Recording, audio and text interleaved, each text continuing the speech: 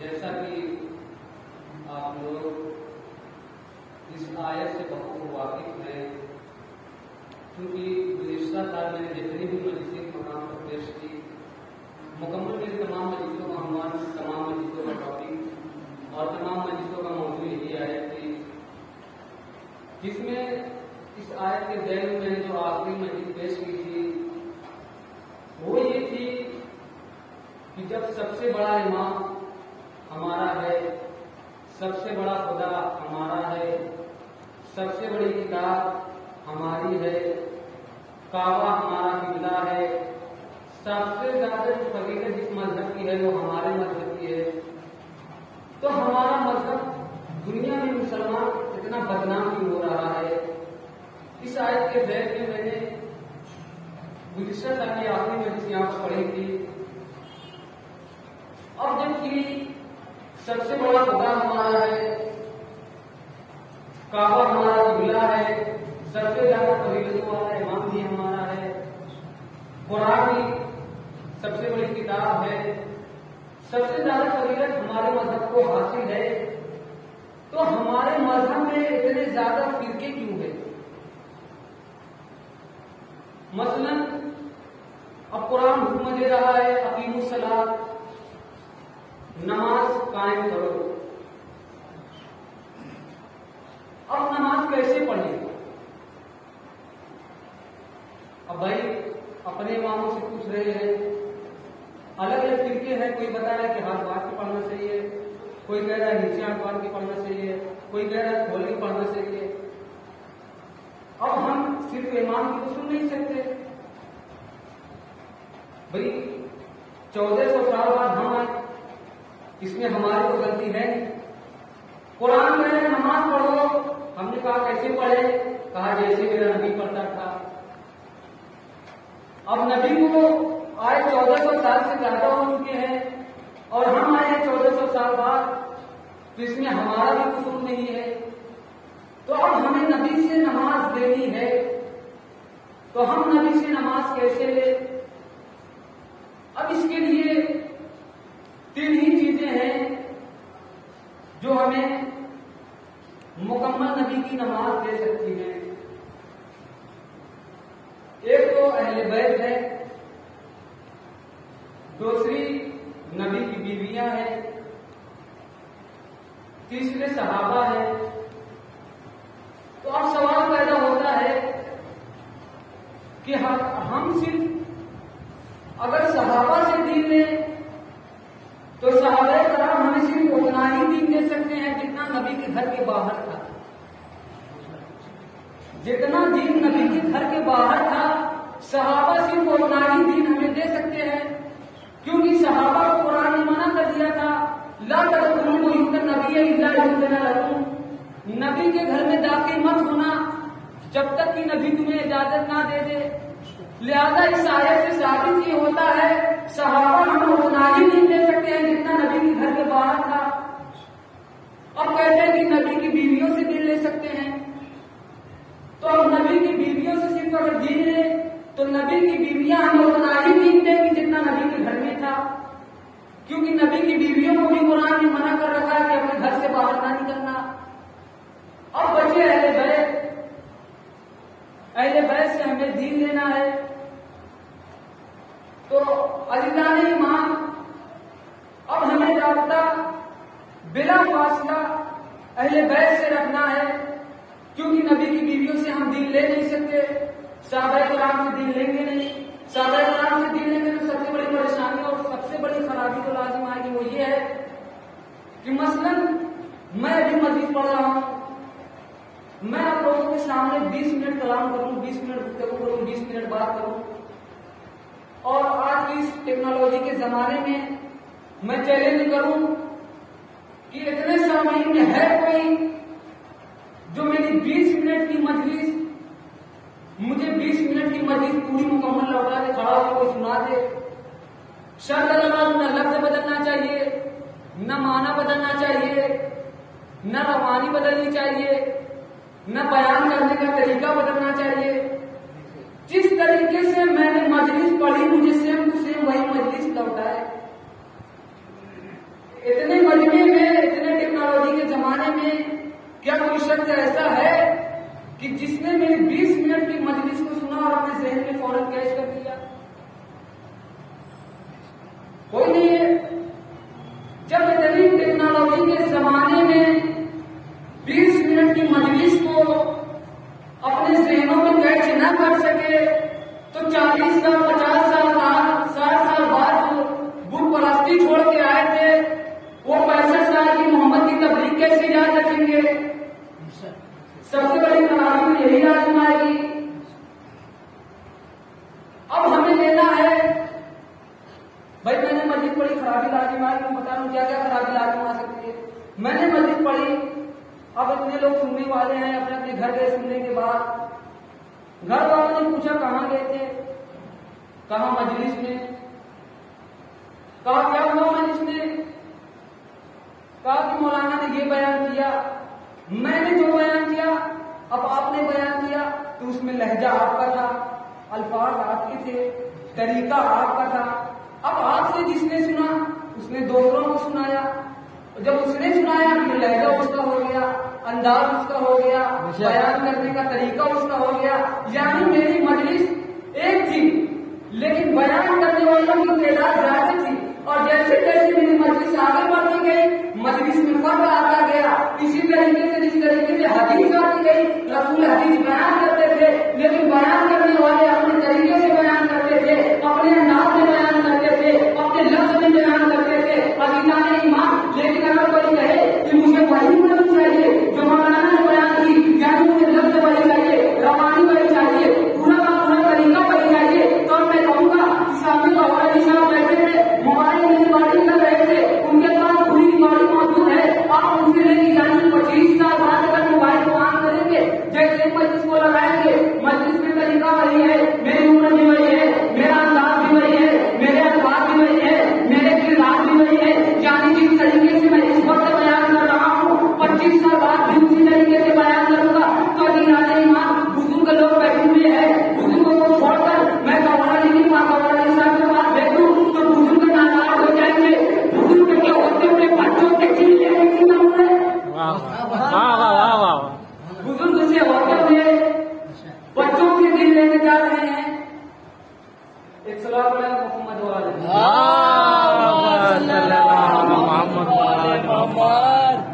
अब बुजुर्ग नाराज हो जाएंगे कि इतनी बड़ी बड़ी शख्सियत मौजूद थी, इतने बुजुर्ग लोग मौजूद थे, लेकिन बच्चे से दिल लेने गए।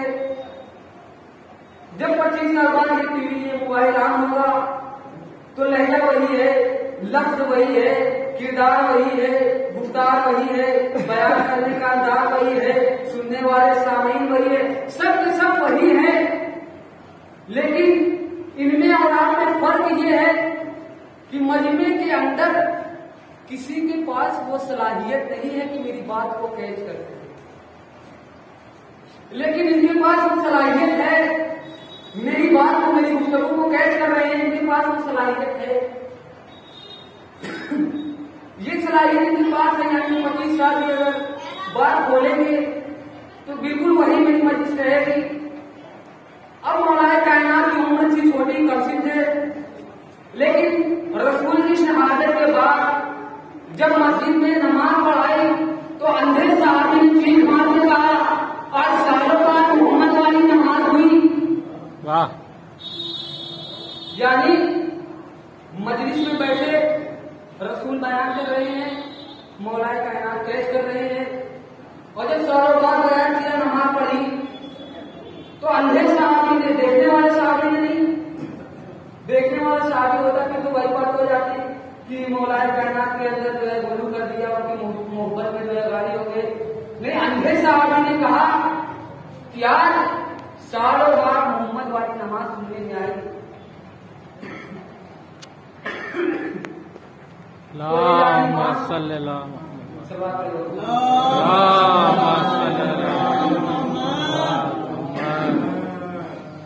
तो सालों के बाद मोहम्मद वाली नमाज मिली। तो ईमान वो सलाहियत है मौलाए कायनात के अंदर कि जो जिस अल्फाज में, जिस लहजे में, जिस दर्द में सुनते थे वो कैश करते थे, उसी तरीके से बयान करते थे।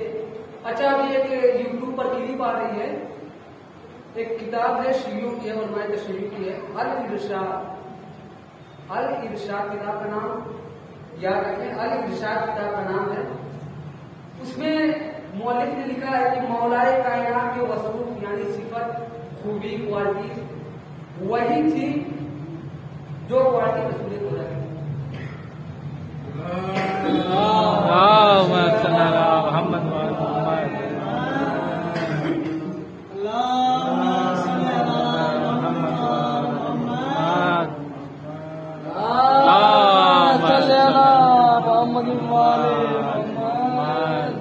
तो उसमें जो है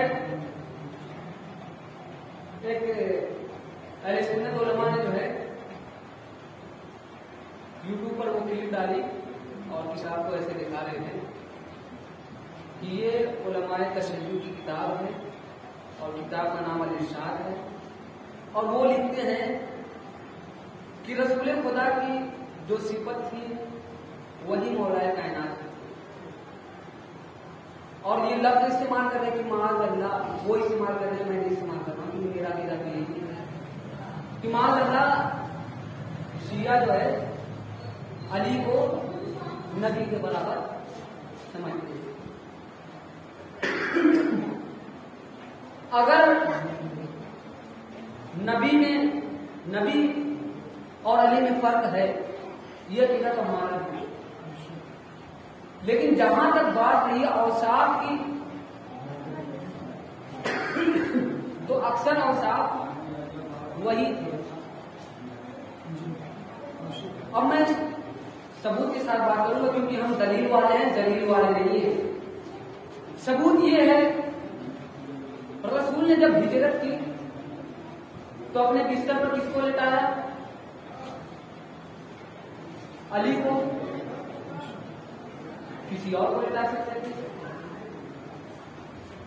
भाई, किसी और को लिटा सकते थे। कहा नहीं, परेशानी ये थी कि नबी के जिस्म से नूर निकलता था। अगर नबी अपनी जगह पर किसी और को लिटाते तो फिर मसला नूर का आ जाता।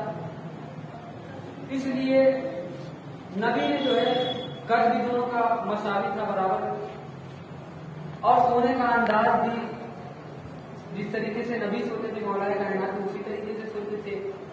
चेहरे से नूर दोनों की निकलता था। लिहाजा इस वजह से जो है बिस्तर पर लेटा दिया। और साफ क्या है मोहम्मद की? चेहरे से नूर निकलता था। मौलाए कायनात की सिफत क्या है? उनके भी चेहरे से नूर निकलता था। कद मसावी थे। अब इसके अलावा अगर मसला ये था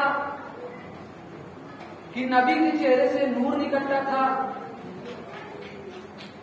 तो रसूल अपने बिस्तर पर जिब्रील को भी लिटा सकते थे, कि वो जिब्रील भी नूरानी थे। कहा नहीं, इस पर भी एक मसला पेश आता था कहा क्या? कहा वो मसला ये था कि जिब्रील नौकर थे और नौकर को रसूल अपने मकाम पर नहीं बिठा सकते। तो अब सवाल ये पैदा होता है कि जब रसूल अपने बिस्तर पर एक रात के लिए अपने नौकर को ना सुला सके तो वो अपने बाद अपने मिंबर पर सहाबी को कैसे बिठा के चले जाएंगे? अपने बाद सहाबी को कैसे बिठाएंगे? तो हजारों सवाल जो है पैदा किए जाते हैं। एक सवाल पर अगर पूछना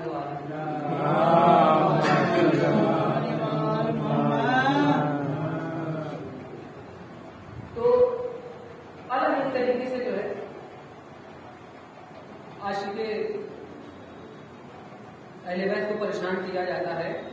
अलग अलग तरह के सवाल लेके लोग आते हैं, डराते हैं, धमकाते हैं, लेकिन अली के शिया डरने वाले नहीं होते। बस एक वाक़या, इसके बाद आपकी जहमत तमाम।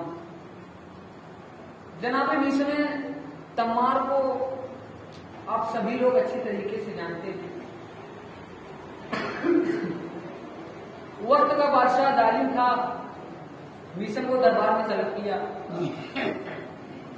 तलब करने के बाद कहता है कि मिस्र तू अली को छोड़ दे। मिस्र ने कहा बकवास बंद कर, बकवास बंद कर।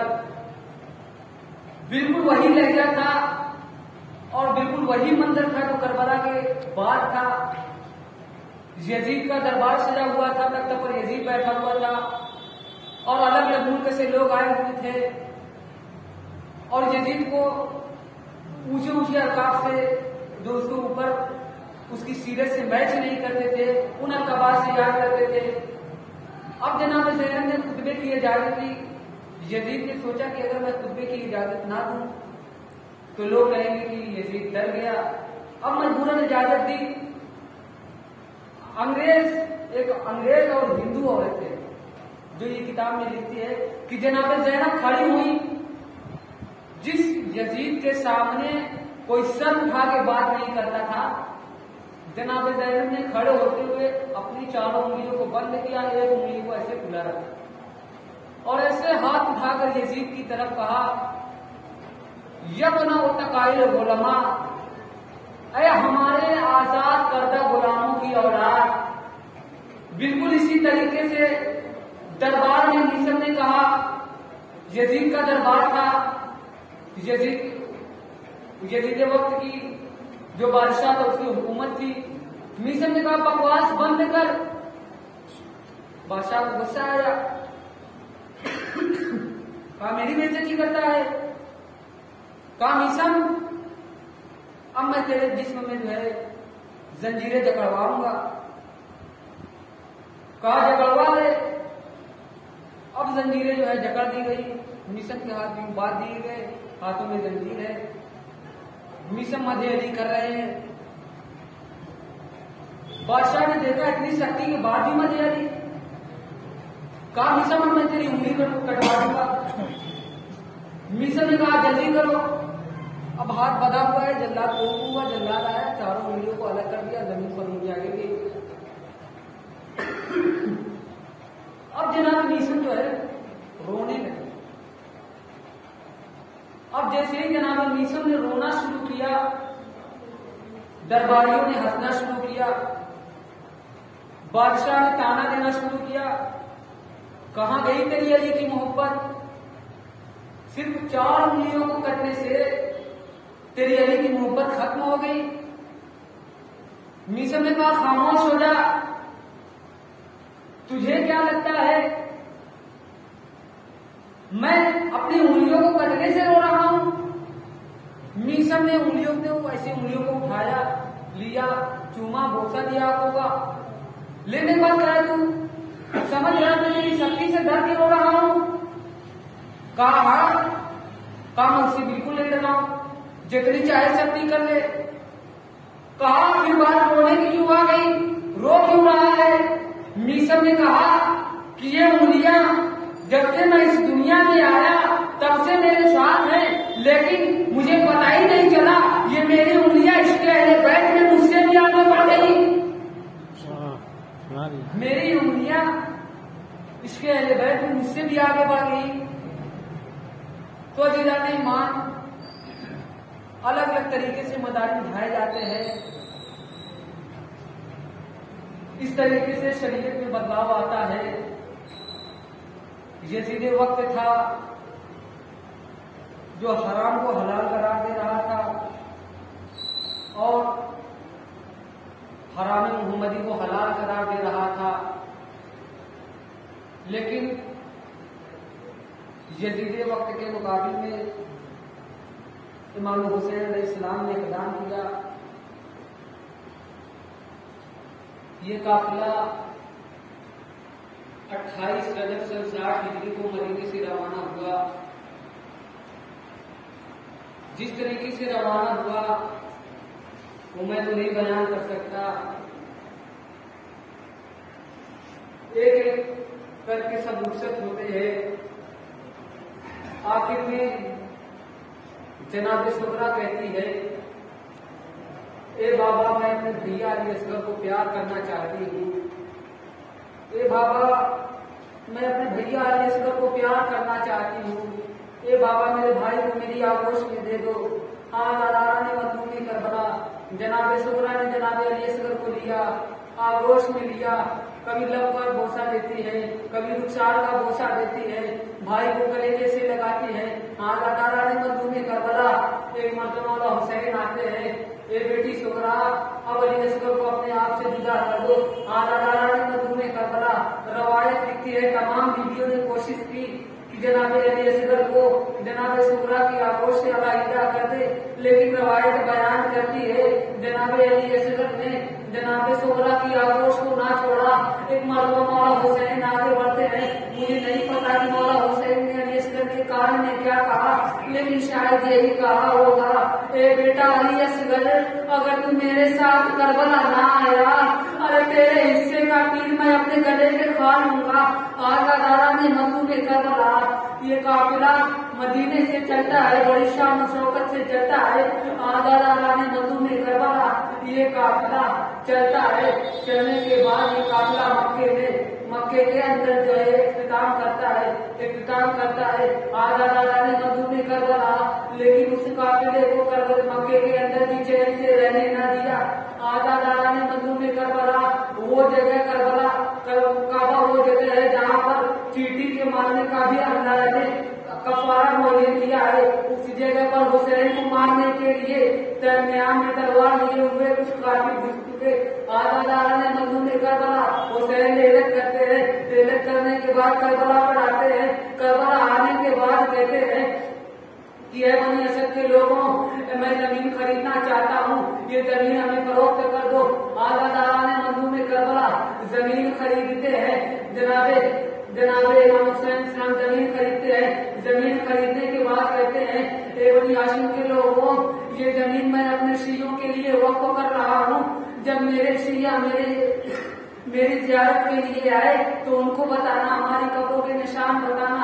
आला दादा ने मधु में करबला, ये जैसे काफिला जैसे ही मदीने करबला में वारिद होता है, एक सुर का हादी चलती है, जमीनी करबला को जलजला आता है। जनाबे ज़ैनब कहती है, भैया ये कौन सी जगह है?